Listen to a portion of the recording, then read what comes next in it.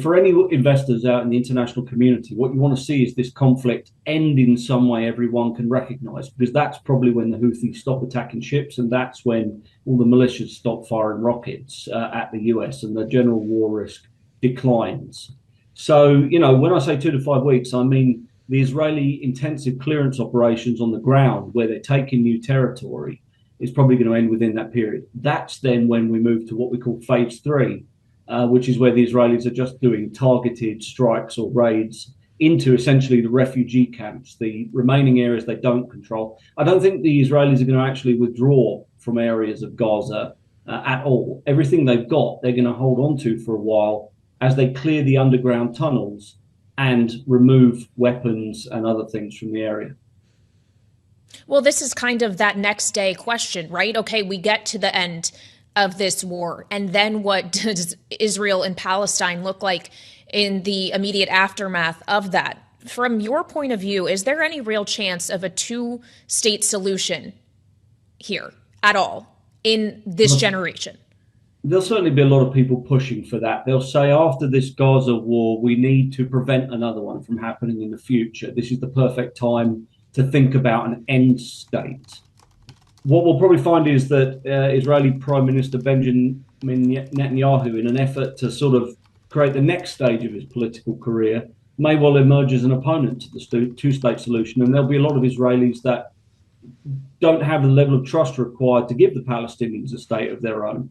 So there's going to be a big debate within Israel, and it's going to be very heavily pressurized by the international community, particularly the US, in favor of a two-state solution. But there are plenty of Israelis who probably want to see the end of this conflict as long as they can be assured a minimum level of security. Well, and of course, the U.S. isn't really the only force or factor in this as well. Yes, the U.S. has very explicitly expressed its support for Israel, continues to send weapons as well. But when we think about the U.S.'s role more widely in everything that we're seeing in the Middle East, a lot of this is coalition efforts, be it the Maritime Task Force or other situations where Arab allies have to be considered in the way the U.S. moves forward. So how should we be thinking about these other actors here? Well, look, generally speaking, the US is still the hub and it's still the glue that holds these things together. And without the US, there is no coalition of any kind, typically, both because of political convening power and because of pure military capability and breadth of relations.